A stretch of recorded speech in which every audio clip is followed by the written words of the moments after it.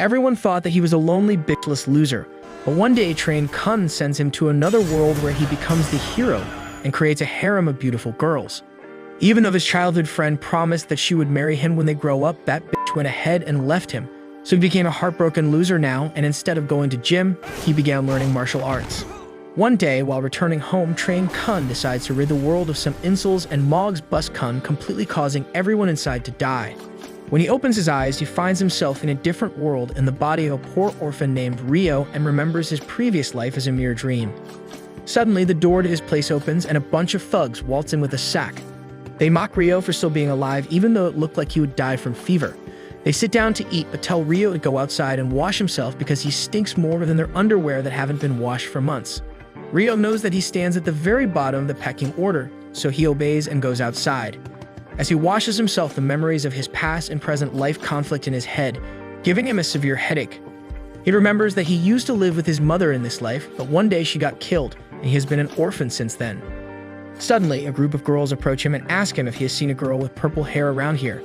Rio denies seeing anything like that, and then one of the girls with silver hair walks up to him and introduces herself as Celia. As opposed to her colleagues, she treats Rio kindly and asks him more about the slums. He tells her that if they wear such fancy clothes in the slums, they are going to get packed and shipped to Epstein Island. Celia heeds his warning and decides to do a magic radar check to see if the purple-haired girl is nearby. However, all she finds is that Rio is flowing with a substantial amount of magic energy, which is very odd for a low-born boy. She can't feel any other traces of energy and decides to go into the slums to investigate more. She thanks Rio for the information he gave them with a pouch of money. Rio is surprised by the amount and quickly wears the pouch around his neck and goes back into his house. Just as he steps in, an unseen assailant attacks him, but luckily, the money saves Rio's life quite literally. Rio looks around and finds that all the men who lived with him have been sent to meet their maker, and the masked assassin is going to send him along for the ride as well. Rio gets scared and backs off in the corner, but before the man could attack him again, an ethereal woman appears in front of him and tells him to use his magic. As she grants him the senses to use his magic and vanishes, the assassin attacks Rio again. However, he fuses his martial arts training from his previous life with magic and punches the attacker back. The attacker uses his own magic abilities to buff himself, but Rio dodges him and kicks him in the face before breaking his arm. The assassin's ego gets hurt at this, so he makes a desperate charge at Rio, only to get humbled again by the boy. After Rio has knocked out the guy, he notices some movement in the sack that the guys brought in earlier. He has a bad feeling about it, and when he opens it, he finds a purple-haired girl. The girl is scared and confused and tells Rio that if he takes her back to her father, she will make sure that he is given a huge reward. She then but Rio replies that he has no interest in knighthood. This shocks everyone else because not only did Rio catch the instructor's eye, but he also refused his offer. Later, Rio gets busy studying because he wants to do well in the mid-sem tests that are going to take place soon. After he gives the exams and leaves the classroom, he sees everyone with their friends, and that suddenly reminds him of his crush in the past life. Rio's heart aches from those memories, and he tries convincing himself that he is not Haru, so he shouldn't be upset about his heartbreak. A few days later, the result of the exam is declared and everyone is in disbelief because Rio got the first position along with Princess Christina, who is the older sister of Princess he saved. While everyone keeps their doubts and disbelief to themselves, one jealous prick called Alphonse accuses Rio of cheating. He declares that he is going to file a complaint about him, but Christina and her friend tell him to stop acting like an idiot because he has no proof that Rio cheated. They have accepted the shocking result, and then Celia also comes there to attest that Rio scored the highest marks because of his hard work. Later, Celia calls him to her chamber to congratulate him, but she is also worried that the high-ranking nobles will continue bullying him because he is better than them. She says that the same happened to her, but she had friends to support her. Rio replies that he has her, and Celia turns red from embarrassment. 5 years have passed since he entered the academy, and Rio has just hit puberty. One day, the swordsmanship instructor picks up some students for the upcoming tournament, and Rio is among the 3 selected. The jealous bitch Alphonse refuses to accept this decision, but the instructor asks him who asked for his opinion. The day of the fight arrives, and Rio is paired up against the asshole who tortured him for a crime he never committed, Charles. He was demoted because of that incident, and he blames Rio for it, so he sees this as a chance to get revenge and fights against Rio with his full power. However, Rio calmly parries his attacks, and when he sees the chance, he disarms Charles with one swift attack. Charles is aghast at being humbled in front of the crowd and tells the commander who is refereeing the fight for a rematch. but he tells him to act like a knight and accept his defeat properly. In the end, Charles has no option but to accept his defeat. A few days later, the students go to the forest for a practical assessment of their skills. They have to go through a forest with difficult terrain and weak-level monsters to reach their goal in the shortest time. Rio is in the group containing Alphonse, his cronies, both the princesses, and some upperclassmen. Alphonse is the unit leader, and his lackey has got the information about the forest from the knights who serve under his family. With that information, Alphonse is confident that they can reach their goal in half a day, and everyone agrees with him. He gives Rio the job of carrying everyone's bag, saying that this is the best job for a loser who can't even use magic. Rio accepts the job without arguing, and Princess Flora, the one who saved, feels bad for him. She even tries to help, but Rio says that he is fine. As the group passes through the forest, a bunch of goblins appear, but Alphonse and his men quickly defeat them.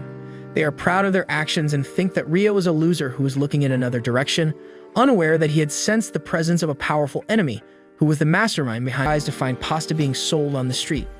He learns that the governor of this city invented noodles in this world, and not only that, he finds Japanese-style meat buns being sold in another part of the city. This makes Rio believe that there might be more people like him who have reincarnated in this world. Anyway, he goes to a merchant guild, and a blue-haired girl named Lot welcomes him. She asks him to deposit his hood and sword at the counter because they are not allowed, and gets surprised as she sees Rio's black hair. She then leads him through the supermarket, where Rio buys a lot of food supplies for his journey, mostly spaghetti since it is easy to store and prepare. Lot gives him some tea later while talking about how he seems like a refined gentleman. Rio cheerfully talks with her and then gets the store to send a letter to Celia on his behalf, using the fake name Haru, which was his name in the past life. After he leaves the city, he starts traveling through the forest again, where he spots a young girl lying on the ground. Rio runs up to her to see if she is fine, but the girl turns out to be an assassin who shoots a poisonous dart at him. Rio somehow blocks the dart from hitting his head, but the poison starts spreading through his body, making him dizzy. The Beast Girl gets up and declares that she will kill him, but Rio uses his magic to remove the poison. The Beast Girl is taken aback by this and attacks him with knives, but he easily dodges all her attacks and then counterattacks. The girl quickly climbs up on a tree branch and increases her physical abilities through magic, surprising Rio because she was already plenty fast. He rushes at her to not give her any chance of attacking him and keeps her under pressure. He manages to lure her close and slams her to the ground. He pins her, and the girl suddenly starts crying and calling for her mom. Seeing no other way to calm her down, Rio uses his magic to put her to sleep and then removes all her weapons. He is shocked to see a slave collar on her neck and realizes that she is being forced to do someone else's dirty work. He uses his nullifying magic to dispel the collar, while the girl is still unconscious, dreaming about the strange things that happened to her. She was actually the girl on the same bus as Haru that got under the train, and when she opened her eyes in this world, she was a beast girl named Latifa. She was a slave to the pathetic asshole Stuart, who tortured her using the collar. When Latifa wakes up, she is frightened of Rio, thinking that he will kill her. However, as he shows her the removed slave collar and says that she doesn't have to follow anyone's orders anymore, she starts crying tears of relief. She then explains that she was forced by Stuart's dad to kill Rio, and he thinks that the girl's story makes sense. He asks her if she still intends to kill him, and Latifa says that she doesn't. Rio believes her and releases her from the restraints, telling her that she is free to go wherever she wants now. He knows that beastmen and demi-humans are treated as slaves in this kingdom, so he tells the girl that if she heads east, she can find more people like her and live properly. Coincidentally, he is also heading east, so Latifa begins following him. He tries to discourage her, saying that he still doesn't fully trust her, so Latifa pulls out the slave collar and asks him to put it on her so that he can trust her. Rio is taken aback and asks the girl if she is stupid, and she cries that she doesn't want to be alone. Rio gives in and accepts her as his sidekick, and they start traveling together. Rest well as she leaves to prepare for other things. The next day, he is taken to meet the other two elders by the old lady. They climb the stairs around a huge tree, which still pales in comparison to the huge one in the distance. Rio asks the woman about it, and she tells him that it is the world tree. She tells Rio that a high-level illusion magic is cast on it so that no one can see it without enough knowledge of spirit arts, and he realizes that the unique way of magic he uses is actually called spirit arts. With that, they reach the council room where they meet an old elf and a dwarf. The three elders bow their heads in a formal apology, and Rio says that it was just a misunderstanding. The elders want to repay him for their mistakes and for freeing Latifa as well, but they don't know what a human would like. Rio just wants them to take Latifa under their care, but since she has grown attached to him, he asks to stay in the village for some time. The elders are more than happy to welcome him and ask if he needs anything else. Rio asks them to teach him about spirit arts, as well as some common knowledge about the demi-humans, and they gladly agree. Just then, a green-haired spirit appears in the room, and the elders quickly bow down to her. They inform Rio that this green mommy is Dryas, the spirit of the world tree, who is worshipped like a goddess by everyone in their village. Dryas is quite curious about Rio as she can sense the presence of a spirit inside him. She asks if he made a contract with any spirit, and Rio says that he doesn't remember anything like that. Dryas decides to take a better look at him and clasps his face to peer inside his soul. She is astonished as she informs him that there is a human-shaped spirit present inside him. Everyone is shocked, and Rio asks if it is such a big deal. Dryas explains that only the highest and second highest class spirits can take human form. She herself is a second highest class spirit, but she is treated like a god, and she believes that the spirit sleeping inside Rio might be one of the 6 ultimate spirits that went missing after the war with the demons many centuries ago. Rio asks if that is a problem, and Dryas explains that the only thing he loses after making a contract with a spirit of that level is his ability to use magic, and everything else remains the same. However, it changes everything for the villagers who worship spirits. The 3 elders tell Rio that they will consider him a saint from now on and give him extra special treatment. Rio accepts it and goes to his new lavish home, where Latifah is eagerly waiting for him. The girls who attacked him are there too, and they tell them that they are going to atone for their sins by living together with him and serving him with everything they have got. Rio is not comfortable with the idea, but then the old lady arrives there and explains that they wish the girls to learn more about humans, so he should let them stay in his house. Also, she tells him that Latifah should have other people she can look up to, and Rio decides to let the girls stay with him. At the same time, not far away from the forest, the mysterious man sent the Minotaur after Rio enters the cave of a fearsome wyvern with a new recruit in his army. He steals the wyvern's egg, telling the new recruit that they will use it to strengthen their army, but his true motive is something else. Meanwhile, Rio and Latifah go to Dryas so that she can bless them with a kiss and officially welcome them as members of the village. And they return to the village. The next day, Latifah comes to terms with the fact that Rio is going to leave her behind. She tells him that she always knew he would go, but she was afraid that he would never come back. She cries and hugs Rio as he promises that he will come back to her again. He tells her that he is going to the homeland of his parents that he knows nothing about, and in return, Latifah decides to tell him her secret. She tells him about being reincarnated in this world, thinking that he won't believe her, but Rio tells her that he is the same as her. She is shocked to hear this, and Rio says that he didn't tell her the truth earlier because he didn't want to live in the past again. Latifah then promises to become strong while she waits for him here. Soon it is time for Rio to say his goodbyes. The dwarf elder gives him a special sword and a cloak made from the skin of the wyvern he defeated. The elves give him various potions and medicines, while the beast folk give him food and drinks. Rio says that it is too much for him to carry, and then the elf elder gives him a special bracelet that acts as a magical storage device. Rio thanks everyone and promises that he will come running if they ever need his help before speeding towards his goal.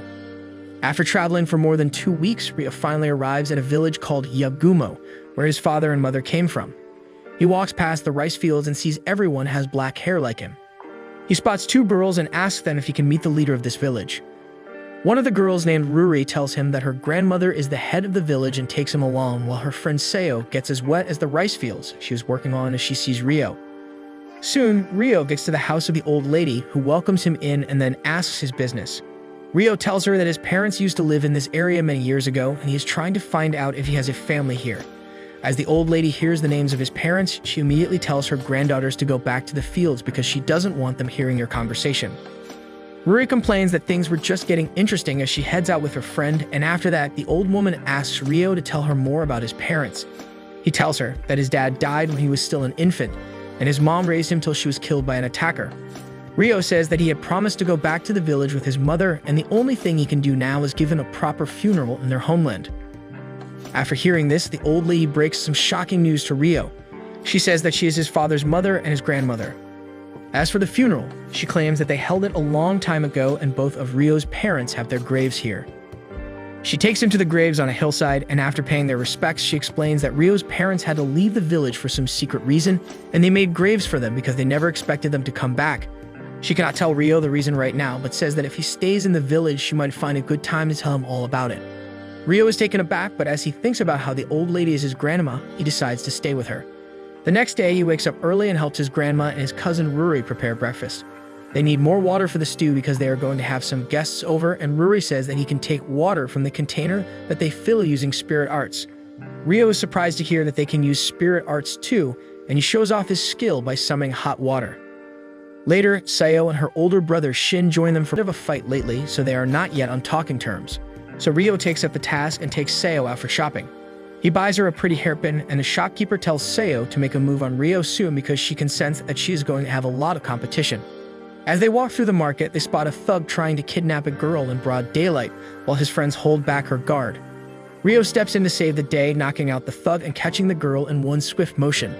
The female samurai thanks him for saving her master, and Ryo just hands the girl over to her.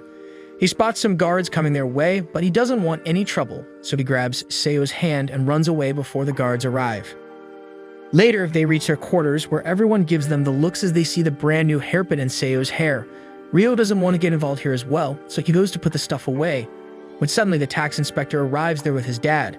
Ryo goes with them to talk in private, and the old man Guki and his wife tell him that they were once servants of his mother, who actually belonged to the royal family of this country. This is too much for Ryo to take in, and he wonders if the man is telling him the truth. Guki continues the story, telling Ryo about his dad next.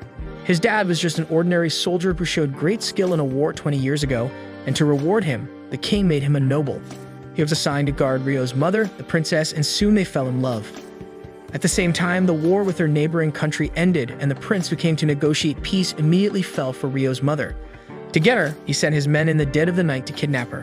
While those plans were foiled by Ryo's father, the prince was angry because one of his assistants died. He declared that a truce would be established only if he got to marry the princess and her bodyguard was killed. Everyone was furious at this, and to save his daughter from such a horrible fate, the king arranged for her to escape the city in secret with her lover. Ever since then, they had no contact with them, but when the old man got the letter from Ryo's grandma, he realized that Ryo is their prince. The old man gets emotional as he requests Ryo to come to the palace tomorrow so that he can meet the king and queen, and Ryo gladly agrees. The next day, he goes to visit the king and the queen, who are really happy to see their grandson. They ask him to tell them more about his parents, and Ryo tells them that they are already dead. The old couple already knew this, and they ask Ryo about how they lived and how they died. Ryo tells them that he didn't even get to learn about how his father died, but his mother was killed right in front of him. The old couple is horrified and asks who did it. Ryo tells them that it was a man called Lucius, who was his dad's partner from his adventurer days. He had also helped them in many ways after his passing, so Ryo's mother trusted him. One day, as she went out shopping, Lucius came to see Ryo, who was playing by himself in the house. He kicked him and then fed him poison, right as his mother arrived there. She tried to save Ryo, but Lucius overpowered her and killed her. That was the last thing Ryo saw before he lost consciousness, and when he woke up, he was dumped in the slums. He tells the king and queen about his life in the slums and then his life at the school briefly. They get emotional on hearing it all and then ask Ryo if he hates them.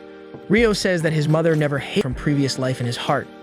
The next morning, Ryo decides to leave on his journey before sunrise and finds Sayo waiting to bid him goodbye at the village gate. He then travels to the forest of the demi-humans again, where Latifa is really excited to meet him again. He pays a visit to the elders as well and tells them that he is going to set out on a journey soon again.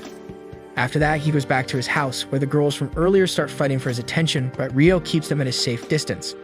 However, when he wakes up the next morning, he finds a naked girl sleeping beside him. He thinks that he is dreaming, but as he feels the jiggle along his arm, he realizes that it is not a dream. He gets up, and the girl suddenly clings to him, making him freak out. The girls rush into his room on hearing his scream, and they are flabbergasted to see him with the pink-haired girl. They freak out, and Ryo tries to explain that even he doesn't know what's going on.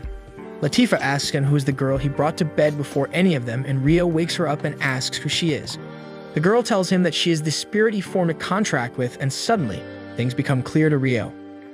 A little while later, the spirit gets dressed and calls Ryo by the name of Haru, which was his name before he was reincarnated. She informs him that she doesn't even know what her name is or any other information about her past. Ryo remembers her as the ethereal girl who taught him how to use spirit magic when he was young, but she doesn't remember that either. She asks Ryo to give her a name because she exists only for him, but the other girls are curious about why she is calling him Haru. He says that he will explain it later, and then the spirit suddenly decides to communicate telepathically with him. Ryo is surprised, and then the spirit asks him if he wants her to call him Ryo in front of everyone. He tells her that any name is fine and then decides to name her Asia. The other girls advise Ryo to meet with Dryas, as she herself is a person-shaped spirit, so she might know more about her. They meet with the elders and Dryas, who are surprised to know that Asia doesn't remember her past. Dryas asks her which elemental magic she performs the best, and surprisingly, she replies that she has mastered all of them. Dryas finds it hard to believe and arranges for a sparring match between Asia and Rio to see how strong Asia is because she has never heard of a spirit that has mastered all the elements. The sparring session begins and Rio is shocked to see that Asia knows every single one of his moves. She can match his speed and strength and effectively predict what he is going to do next. When he doesn't get a hit in close combat, he uses spirit arts to attack her from the air, but Asia predicts that and stops him. He attacks her with ice magic next, but she vanishes and then appears behind him, shooting the same ice magic at him. Rio counters it with a fireball and she copies that too. After that, Rio uses powerful wind magic to whip up a storm and Asia just apes his shit like usual. However, Dryas stops them from attacking each other with so much power, or they would blow away the village. She admits that Asia is indeed masterful at every element, and the power she showed right now must only be a fraction of her true strength. She decides to teach her all about spirits, and the village elders also welcome her into their village. She takes her under her wing and teaches her all about spirits for the next couple of months, and then the dwarf elder simply fulfills her role.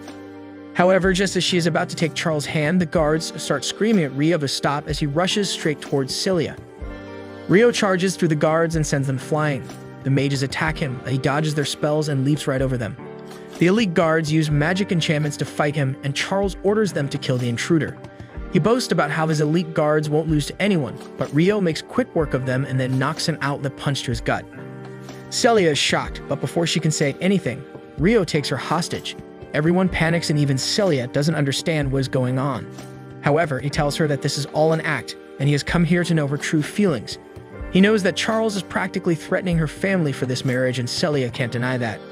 After trying to hide things from Rio, she telepathically tells him that she is not happy with this marriage. Rio says that if she gives him the command, he will take her far away from this marriage, where no one will ever find her. He assures her that no harm will fall on her family or father, and Celia requests that he take her away. So Rio does just that, but not before cursing Charles and saying that he is going to humiliate in front of the entire world by stealing his wife. He runs away with Celia, jumping over the guards and blocking the attack of the mages. Soon, a unit of elite soldiers riding griffins follow him, so he sneaks into an alleyway where he hands over Celia to Aisha and tells her to take her out of the kingdom while he plays decoy. He resurfaces and draws the flying knights to attack him while knocking down any guards who may be pursuing Aisha and Celia. He starts getting overwhelmed by the number of guards when suddenly the strongest swordsman in the kingdom, Alfred, walks in. He decides to take Rio head-on because other soldiers will be useless against him. He draws out his magic sword and starts attacking Rio, who immediately recognizes his strength and decides to play it safe, trying to constantly dodge and block his attacks while pushing him back with punches and kicks as he doesn't want to kill him. Alfred takes it as disrespect and decides to unleash the true power of his magic sword. He uses his strongest attack on Rio, which destroys everything in its path, but there is no trace of Rio left. Alfred thinks that he may have survived and orders his soldiers to keep looking for him, but Rio uses the confusion to run away to Aisha and Celia outside the capital. He thanks Aisha for her help and hugs Celia. But before they could move any further, mysterious light rays explode from the sky and Aisha suddenly screams at Rio to save them. Rio doesn't know what she's talking about, but he runs in the direction to find a bunch of goons kidnapping some girls. He kills every single one of them out of pure rage and rescues the girls. They have devices like the mobile phone from modern-day Japan, which shocks him, and they also speak Japanese. He quickly realizes they have been teleported to this world and asks if there is anyone else besides them. They point towards another wagon, and when Rio bursts through the gate, he's completely dumbfounded to find me, his childhood crush, come out of it. Seeing me in front of him, Rio suddenly gets reminded of a childhood promise to marry each other when they grow up. To make that promise come true, Rio worked his ass off and got into the prestigious high school Mei attended.